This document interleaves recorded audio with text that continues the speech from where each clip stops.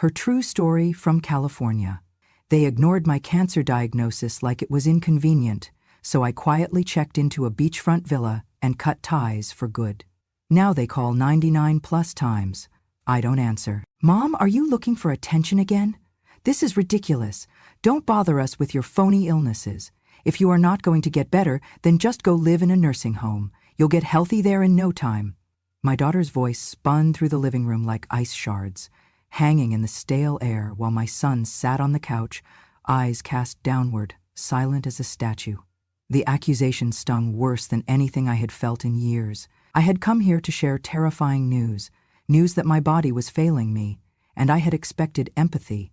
Instead, I was met with scoffing and cold dismissal. My hands trembled as I pushed the envelope across the glass coffee table, the weight of the words inside heavy between us. My daughter's lips curled into what she must have thought was a triumphant sneer. My son avoided eye contact. I realized then that they did not see me as their mother. They saw me as an inconvenience, a burden they were done carrying. I clutched the envelope in both hands, my resolve cracking. I opened it, my fingers shaking against the paper, and removed the doctor's letter with clinical precision. Dear Mrs. Ellen Harris, confirmed diagnosis of stage 2 breast cancer. Requires immediate treatment. I read those words aloud, my voice brittle. I have been diagnosed with cancer, I said with a weakness I could not mask. My daughter snorted, crossing her arms. Cancer, right? My son's cheeks blanched, but he remained silent. I felt as though I were speaking to a wall. How long have you known? My daughter asked, though there was no warmth in her voice, only judgment.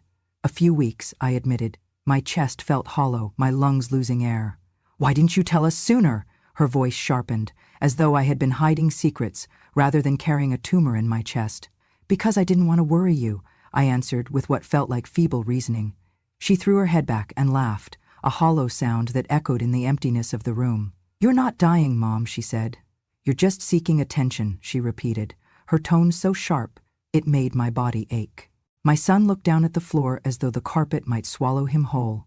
When I glanced his way, his eyes flinched with an emotion I could not place, maybe shame, maybe regret, but he did not lift his head. He did not speak. That silence felt louder than any argument. I tried again. My voice broke. I've been scared. I don't know what to do. Please, just... I could not finish.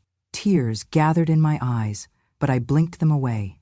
Please support me? Her response was a sigh, then rolling of shoulders. You wanted therapy or something. We don't really have time for this. She did not hesitate. She did not look remorseful. She said it like a verdict. My illness was a time suck she could not accommodate, an inconvenience in her schedule. She had words for me, but never the word mother. The word I longed to hear was not said. I closed my eyes. I could smell the faint scent of jasmine from the welcome arrangement on the corner table, the fragrance drifting from the vase I had bought for their first home 6 years ago. I had believed in that home, in this family. I had believed in them. I had carried their childhoods on my strength, midnight feedings, lost shoes, endless paperwork. I had always believed that blood mattered, that we stood by each other when storms came. But this was a storm like no other. And they watched me drown. My breathing shuddered. My body shook. I pressed my hand against my chest as though my heart might shatter. In my mind, I spoke to the walls. Why am I so easy to dismiss? They wouldn't think it was funny if the roles were reversed. They would worry for their own children. But I was the other one, aging, sick, suddenly worthless. Then I remembered the pile of mail I left sitting on the kitchen counter. I moved mechanically, picking a stack of envelopes, shoving and bundling them into a plastic bag I had lying around. It was a small gesture, a preparation I could still manage. My fingers trembling, I stuffed the mail sack under the kitchen sink, as though hiding its existence might hide my pain as well. I turned around. The room was frozen. They stared at me briefly, no guilt in their eyes, only the same cold shine of detachment. She said, "Do what you need to do, Mom, but don't expect us to help." Her words hovered in the air when I left the living room. I walked upstairs to the guest bedroom. I'd packed the small suitcase I'd left ready for weekend visits. 2 pairs of underwear, a sweater, a robe. I slid the doctor's letter inside. I packed it gently, reverently. This was more than an overnight bag. It was the beginning of a long goodbye. I looked at the framed family photo on the bedside table. A younger version of us, smiling, vibrant. I picked up the frame and with a shaky exhale, turned it face down. It stared at the bedpost, a reminder of the facade we'd maintained. I put the frame back, chose a corner, and set the bag down next to it. I took out my phone and created a file named Villa. I typed words I didn't yet fully believe. Villa reservation, awaiting confirmation, check-in date. I pressed save. Downstairs, I paused at the front door. I looked back at the room I wouldn't sleep in again tonight. The soft bed, the bedside lamp, the curtains I helped choose. I reached out and touched the doorframe, feeling the smooth wood and its memories. I swallowed the ache and opened the front door. For the first time in years, I walked out on them and on the life I had built, not because I gave up, but because I deserved more than pity-laced dismissal. I slid into my car, my suitcase in the back seat, and closed the door behind me. My pulse roared, but I felt alive. I would fight. I would heal. I would no longer tolerate being treated like a burden, even by those who called me Mom. As I drove away, the evening sun cast long shadows across the driveway. I didn't look back. I didn't need to. Inside me, a seed of resolve took root. I was leaving pain behind, but I was not leaving hope. Not yet. The morning fog clung to the hospital windows when I arrived, draped around the building in a pale veil of uncertainty. I carried the same small purse, the same old cardigan, but my stomach churned with an anxiety that felt new. I had called my daughter, once, to say the doctor wanted scans. She said she was busy and would text me later. My son texted that he had a meeting. He could not come. It struck me in that moment. I was entering a diagnosis alone. There would be no hand to hold, no voice to whisper reassurance. On the elevator ride up, I gripped the handrail as though I would slip away otherwise. My mind replayed the morning's conversation, her laugh, his silence. When I stepped out onto the 9th floor, the antiseptic smell and the hushed hum of conversations around me made me feel like a trespasser. A woman whose body was falling apart, but whose place in her own family was already slipping. At the consultation room door, I paused and touched the cool brass handle, steadying my breath. I entered and saw the oncologist's kind eyes behind her glasses, and immediately I felt the loneliness deepen.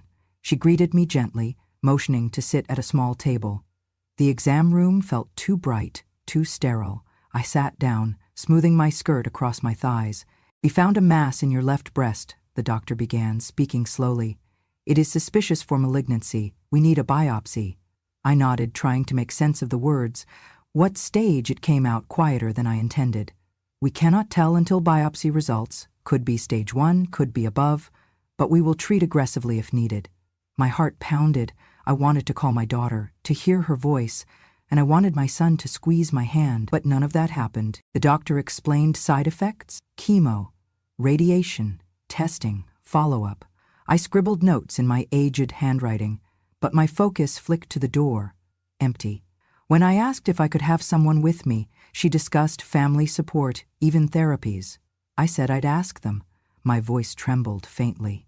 She nodded and closed the folder. I looked down at my hands, the ones that once carried groceries for grandchildren, that taught children at Sunday school, now shaking in front of authorities who did not know me inside out, like a mother should me.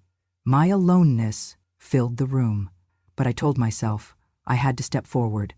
I had to heal. The doctor offered scans next Monday. I scheduled them, kept going. I grabbed the willow tree figure the doctor used to explain scanning positions, clutching it like a talisman, and made my way to the parking garage alone. On the ride home, California's freeway shimmered under midday sun. Cars zipped by as if nothing had happened. I stayed in my lane, pulse still ticking loudly against my ribs. I made a right turn onto Redwood Street, back into the neighborhood where I once belonged. But when I pulled into the driveway, I felt like an outsider to my own life. Inside, I found both daughter and son in the living room. They were talking, too calmly. The television flickered. I stood in the doorway, greeting them with a polite, "I'm home." They looked up, jaws tightening. I said, "The appointment, the biopsy is scheduled." My daughter's eyes shifted to the screen. "That's great, Mom." My son nodded, not leaving his seat. No one asked how I felt. No one offered water or sat with me. The room resumed its normal rhythm, as if I had just stepped in from the rain. I walked to the couch and sat down 20 seconds too slow. There were no hugs, no inquiries. My body ached from the hospital couch, but deeper still, I felt the ache of being invisible to them, in my own home. That night I cooked dinner alone. Boiled pasta, red sauce, a few meatballs. I poured myself a glass of wine. I ate in silence at the kitchen island, plate humming with echo. No one sat with me. No one asked how my appointment went. No one said my name. At bedtime, I overheard them whispering softly in their bedroom. I knew they were upset, but angry at me? At the situation? I did not know. I lay awake in the guest room, sleeping alone, tracing the grain of the wood headboard. Even the familiar creaks of the old house sounded hollow. In the following days, I went to another test, another scan. Each time I tried to reach them. Each time they said they were busy. My daughter even said, "Mom, this isn't going to stop us from living our lives." The words they spoke left me breathless. I realized they saw me not as a mother in need of love, but as a project or a distraction, a crisis they wished to bypass. One evening, I walked into the living room while my daughter cleared the dinner plates. I said, "I could use someone to check in on me." She turned and glared, false sweetness on her face. I did check. I asked how your appointment was. "I'm busy too, Mom." She walked away, arms folding across her chest, leaving me standing, alone. I took a seat on the porch swing and stared at the yard I had planted. I thought of the million times I sent them cookies and letters, whispered prayers over their forever home. I thought of the nights I had stayed awake worrying about them, and I thought, maybe this time, the caring needed to come from me. I felt the urgency in my bones to not just survive this diagnosis, but also to preserve the dignity I saw slipping away. If they would not stand by me, then I would stand up for myself. And so, I began to quietly scan beachfront villa listings. The night I made the decision was one I will never forget. I could not sleep. In the silence of a darkened bedroom, I lay awake, staring at the ceiling fan's blades as they spun tired circles above me.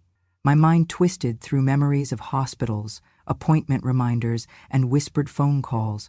I thought of my daughter's mocking laugh, of my son's distracted eyes, of the ache inside my body and soul. I realized I was not just fighting cancer. I was fighting for the dignity they had slipped away. The thought struck me like cold water. I deserved more than waiting for them to text, to call, to remember. I deserved my peace. And the villa by the ocean came to me like an invitation, soft, persistent, a place where my lungs could fill with genuine air, where the horizon stretched farther than disappointment, where my nights would be filled with waves, not silent sorrow. I rose from bed, my feet cold against the floorboards, and made tea. I sipped slowly as I opened my laptop on the kitchen table. I searched in the darkest hours, beachfront villa rentals, peaceful seaside homes, tranquil retreats, until sunrise painted the sky outside. I found one, a small villa perched on a bluff overlooking the Pacific, far enough from town to be quiet, close enough to walk to the sand. Its walls were terracotta. Windows faced east for sunrises. It was affordable enough with my nest egg, just enough to pay a few months in advance without asking them for a penny. I filled in the online form, skipped the promotional offers for expensive extras, clicked Pay Now, and, just like that, my email confirmed the booking. The confirmation arrived before dawn, a first victory, a moment that was only mine. I tucked it inside my purse, sliding it into the pocket where I kept my medical scans. I closed the laptop with a quiet click. Then I packed. If they asked, I would say I was leaving for spa therapy. If they wondered why I needed to be alone, well, they had already made me feel alone in a crowded house. I placed enough clothes for a few weeks, a sweater, yoga pants, pajamas in soft pink. I added my toothbrush, the small mirror I used to apply lipstick on Sundays, the loose-leaf tea I drank when I wrote. I included the copy of my will at their request, neatly folded and tucked in the suitcase, unfinished business in case they ever cared. I did not tell them. I would tell them nothing until I left. But I did leave one note. I wrote on a pale index card with blue ink. Mom went to a mental hospital, not a nursing home. Mom loves the sea. Mom. I placed it on the entryway bench under the coat rack. When they saw it, They would know I had chosen something more than theirs. Just after dawn, I slipped out. The sky was soft and gray, stitched with early light. I did not look back. I pulled my suitcase behind me, closing the front door behind me, with the last sound of my old life echoing in the hallway. The drive to the coast was gentle, highway curves, sunrise drizzle, a toll booth that felt like a threshold.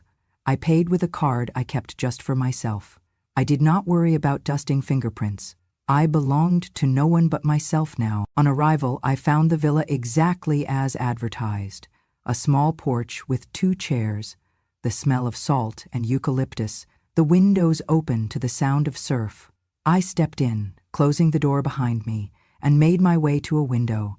I gazed at the rooftop that caught morning light, at the pale horizon, at the morning sky that felt infinite. I unpacked slowly. I placed the index card and the bag containing the doctor's letter next to the bedside lamp. It glowed gently against clean cotton sheets. I stepped onto the porch and felt the ocean air settle inside my lungs. I nearly wept. I wrapped my arms around myself like a soft hug, a mother holding her own heart for once. Then I walked to the sand. The beach was empty except for gulls and an occasional early jogger. The surf drifted in rhythmic breezes.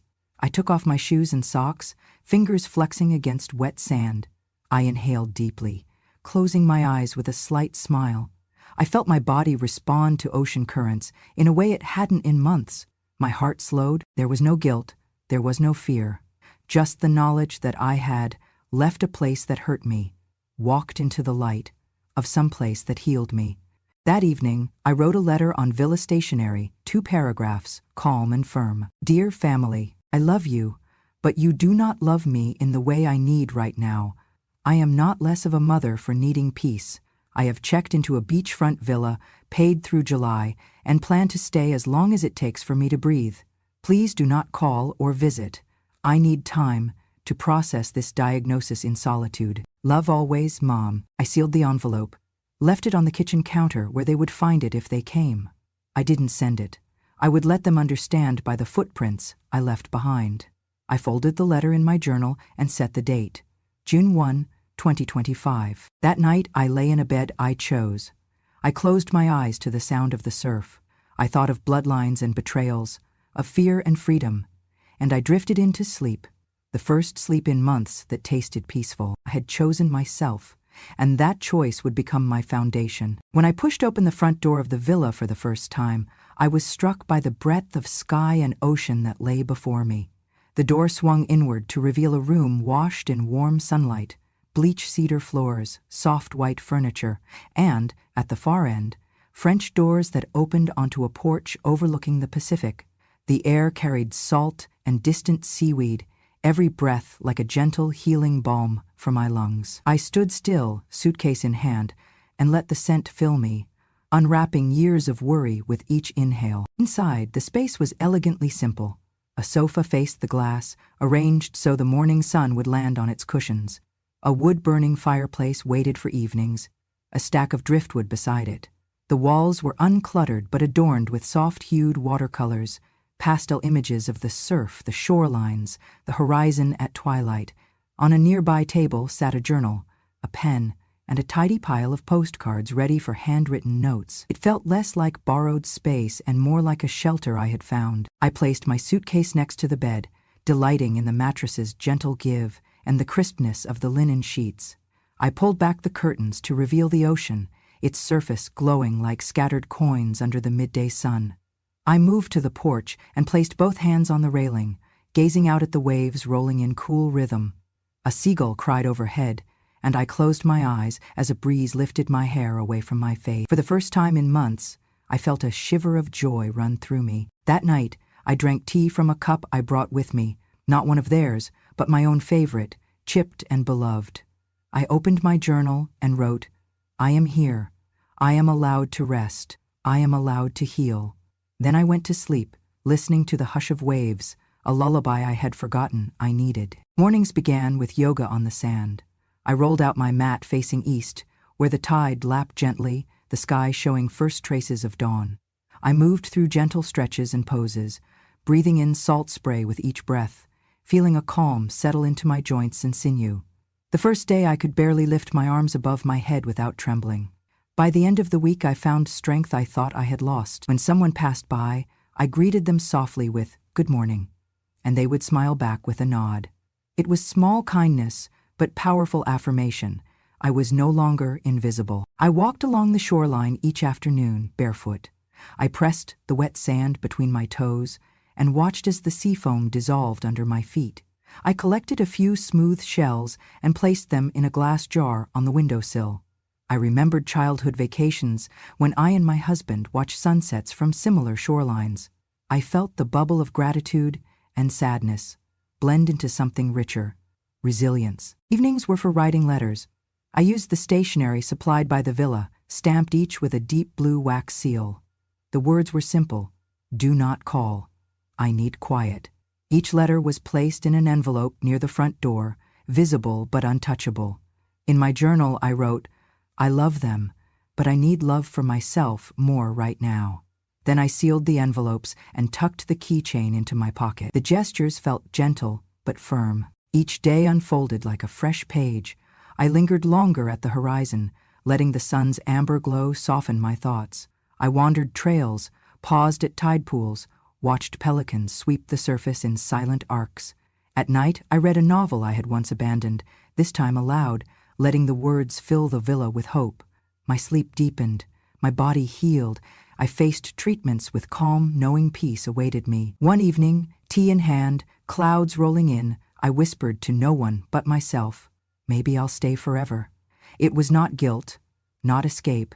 It was possibility, and finally, it was mine. A week later, I received a string of voicemails. My phone lay silent on the table. I had let it beep quietly so as not to disturb the light and salt and sky. I listened later. "Mom, please come home. We miss you. I'm sorry." I did not respond. I placed the phone face down and walked outside, letting the wind carry their words away. My peace was more important than their guilt. One evening, after dinner, I sat on the porch with a friend I met online, a woman who had a villa next door. We laughed as we shared stories of illness and healing and the complexity of family love. "Here," she said, staring toward the open Pacific, "we belong to the ocean." I nodded, feeling whole. I walked her to the gate, then returned alone to watch the moon rise silver over the water. I closed my eyes, thinking of my children back home. A part of me ached, but not for them. I realized I missed who I was before the diagnosis, a woman who laughed easily, who loved wholeheartedly, who set boundaries without expectation of pity. I understood that I could never fully bridge the gap with them, but that did not matter. I still had myself. On the final morning before leaving the villa, I wrote one last letter. "Thank you, sea. Thank you, walls that hold my heart. Thank you, me." Then I packed slowly, leaving each shell by the window, each photograph on the shelf. I left the key in the lock and taped a note to the front door. "Villa closed. Mom is finding peace. Do not disturb." I walked away, knowing I would return someday. Back in my own home now, I carry the ocean inside me. I still feel integrally that I made the right decision, not to react, but to respond. I honor my body by feeding it rest and fresh air. I honor my soul by giving it space and dignity. I listen to the sound of waves in my memory every night as I fall asleep. It reminds me that healing can happen when we choose stillness over expectations, love over obligation. I will always love my children, but my peace was not theirs to hold. My health was not theirs to negotiate. I found freedom by the sea, and I brought it home in my bones, in my smile, in my calm voice. I choose me, and that is more than enough. I woke to the sound of birds and the gentle hum of waves brushing against the cliff below. It was the kind of calm that felt sacred, until I noticed my phone lighting up across the coffee table. I reached for it and froze when I saw the notification. 99 plus missed calls. My pulse fluttered, but the room remained silent. I tapped the phone screen and opened the call log. There they were. 89 calls from Mom, 30 more from Mom. Each one added onto my heart, but not onto my hope. I didn't feel fear, only a detachment I'd built with intention. It was their panic, an echo of desperation more than love. I opened my messages app. The screen showed lines of texts. Mom, please let me in. We love you, please pick up. I'm sorry, I didn't mean it. Each one made my throat tighten. But I knew they didn't know me. They didn't know this person I carried inside, someone who chose herself when nobody else would. I let the phone rest quietly against the oak table, knowing I wouldn't answer. I reached for the settings and recorded a voicemail greeting. I spoke slowly and firmly. Hello, you have reached Ellen Harris. I'm not available. If this is important, please email me. Thank you. I listened to the playback. It sounded calm, dignified. It was the boundary I needed. Underneath the broadcast of messages, I wrote a response. To my children, I hear you, but I do not respond to pressure. I am healing in solitude. Do not call again. Thank you, Mom. I did not send it. I saved it in drafts. I didn't know if I would ever send it. The words sat on the screen like permission. Permission to stay quiet, to continue unbothered. Later that day, as sunlight warmed the villa siding, I stood by the window, looking out at the creaking gate, and then I saw them, my daughter and son, standing on the gravel path, their faces drawn and tired. My daughter held a suitcase. My son's shoulders slumped. He looked at the window and whispered something I could not hear. I did not step back or forward. I simply watched. They saw the curtains move, and she gasped. He swallowed. I opened the door a crack, enough that light spilled onto the threshold. My daughter's eyes filled with tears. Mom, she began, voice strangled. Why didn't you answer? Please? She tried to step forward. My son reached to hold her arm. She needs space, he said softly. They looked at the lock, its brass surface shining. You're not locked out, I said quietly. I'm locked in. My daughter choked. My son glanced down. We're sorry we didn't help, he said. Please let us in. I watched the air shift. Their desperation felt real, but so did my need for calm. I took a slow breath.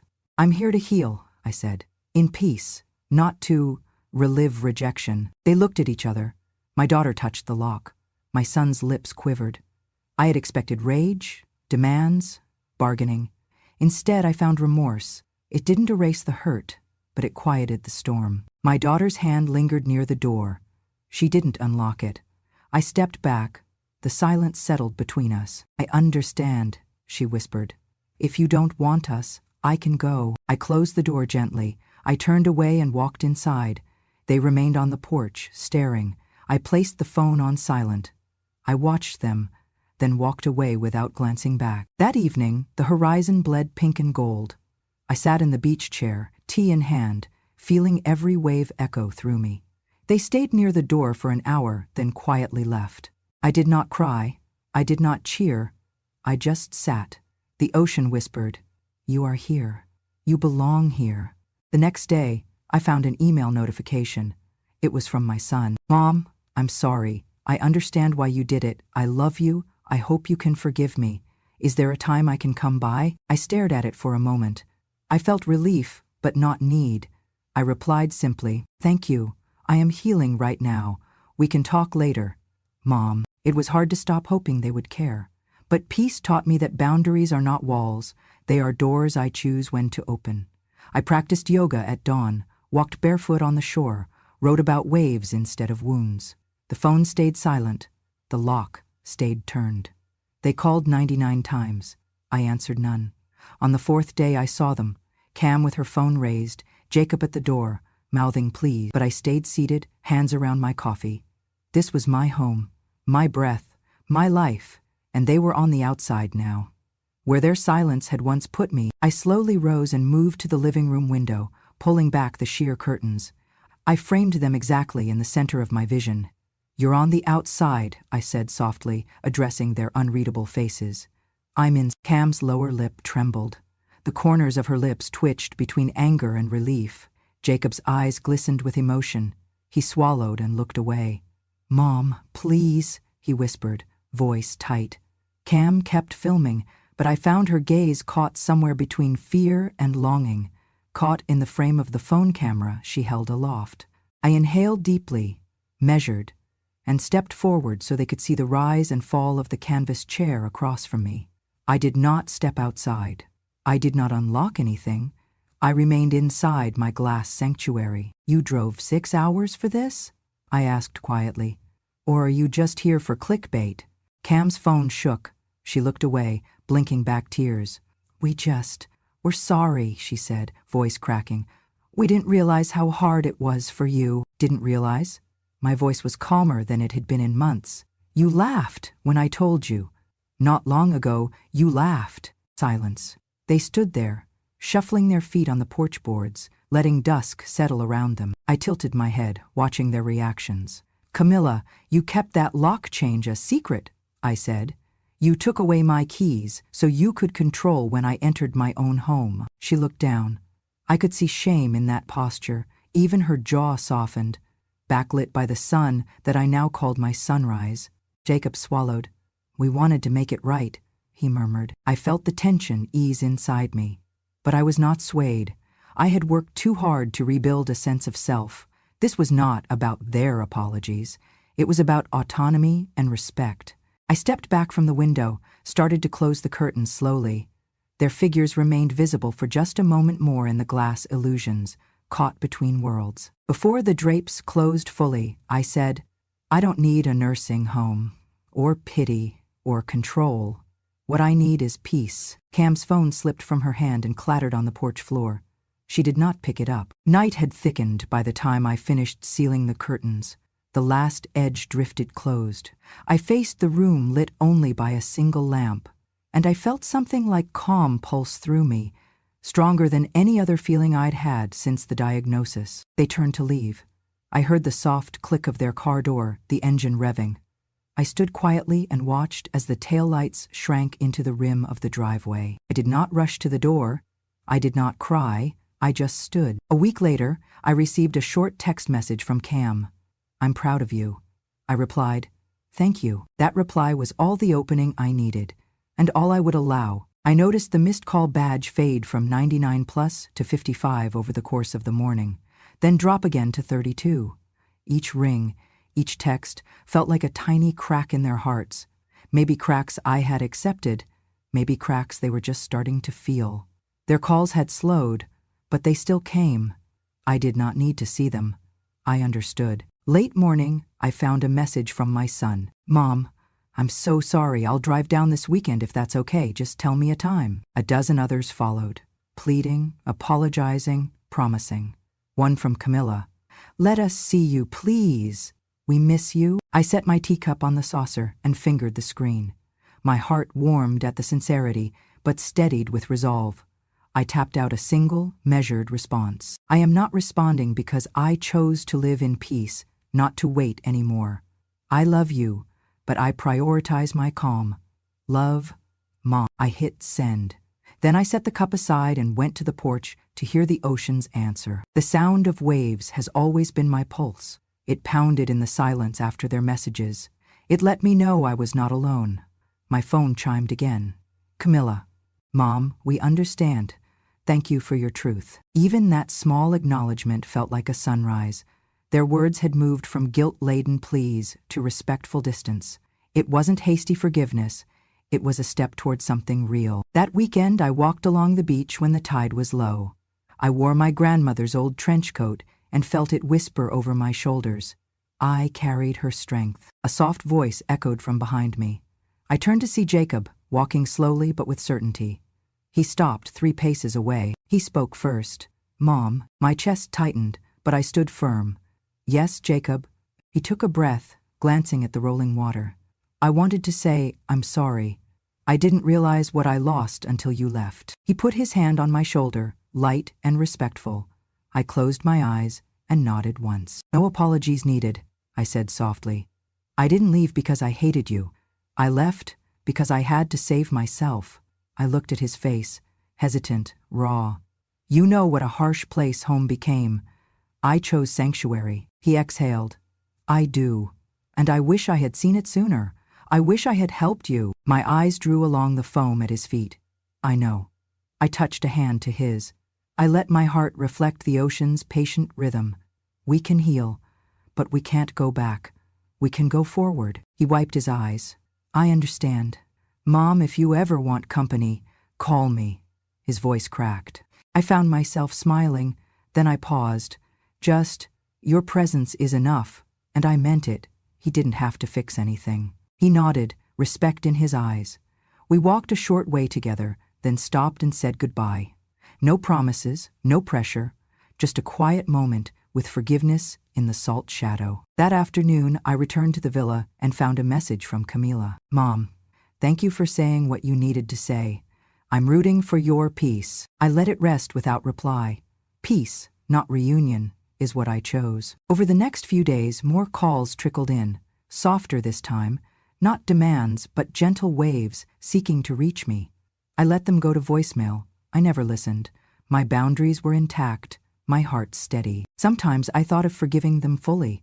Other times I thought forgiveness wasn't about them. It was about knowing I could choose freedom over resentment. On the morning of my next scan appointment, I drove to the clinic rather than staying here. I felt gratitude for the villa's sanctuary and for the healing each wave had brought. The technician asked me how I felt, and I said, centered. They checked my blood pressure, and it was calm. That's when I remembered that peace shows up in the details. That evening, I penned a letter to both of them, not for delivery, but to capture my truth. I choose silence, not because I am hurt, but because I am hopeful. I choose peace, not because I deny our past, but because I believe in my future. I hope you know that I love you still, even if I live apart. I sealed it and tucked it in my journal. I let myself hope for a simple friendship with them someday. Not the mother and child dependency of old, but a life of mutual respect, shared by choice, not convenience. In the coming weeks, I hosted a small gathering at the villa, just a few women I met online, each with their own scars. We laughed over tea and yoga mats, our presence forming a circle of trust. Sometimes I spoke of my family, choosing words carefully, but not hiding truth. They listened without judgment. That was enough for me. People often think losing a family means losing everything, but I learned it could also mean finding something more: dignity, autonomy, belonging, born of choice. One morning, I looked at my phone and saw 2 missed calls, both from Camila. Beneath it, a single message: thinking of you, sending love. My heart fluttered, not because I needed to answer, but because I knew she learned something too, that I didn't delete her number, that I didn't block them, that I was ready when they were. I replied, thank you. I'm okay. No phone call, no request to visit, just a simple acknowledgement. And I went to the cliff to watch dawn light up the ocean. That night, I wrote in my journal, I don't chase reconciliation, I savor serenity. If they come, I will greet them openly, but until then, I walk forward, unhurried, unbroken. I closed the book and looked at the Pacific through the sliding door. The sky was a watercolor wash of rose and amber, and the breeze that drifted in smelled like salt and something softer. Maybe peace. I wrapped the shawl tighter around my shoulders, not because I was cold, but because I wanted to feel held. This was the life I had quietly claimed when no one thought I would. Every morning, I walk barefoot down to the shore and let the waves kiss my feet. I listen to the ocean like it is telling me secrets. In the quiet hours, I paint, I breathe, I write. I live. Once I waited for their calls. I counted the hours, the days. Now I let the phone ring. I let it be. Last week, the doctor said my cancer had shrunk more than expected.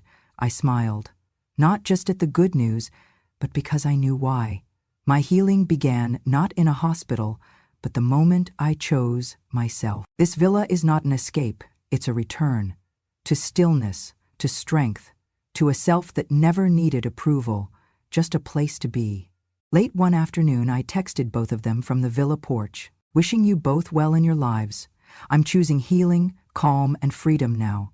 If you ever regret how you treated me, I have forgiven you. I'm living for myself. I hit send. I didn't expect a reply. I didn't need one. I just wanted them to know I wasn't angry, I was whole. That night, I stepped outside as the sun cast its final glow. The ocean mirrored the sky in gentle silence. I lifted my cup and whispered to the sea, I live for me now, not waiting for them anymore. I smiled and closed my eyes, feeling the breeze like a benediction. To everyone watching Grandma True Stories, I want you to remember this. Dignity is not given, it is claimed. Through boundaries, through self-care, through standing still when the world expects you to move. Even and especially when you are sick. You do not need to become invisible. If you have ever been told you're too much or not enough, this story is for you. You deserve compassion, not pity. You deserve rooms full of care, not empty silence. So please, subscribe to Grandma True Stories. Here we honor the voices of women who refuse to shrink into the margins. Here we witness resilience that chooses calm over chaos, self-respect over obedience. Because every grandma deserves peace, every survivor deserves recognition, and every woman deserves to live on her own terms, even in the face of illness, even when those closest to her say otherwise. Thank you for listening.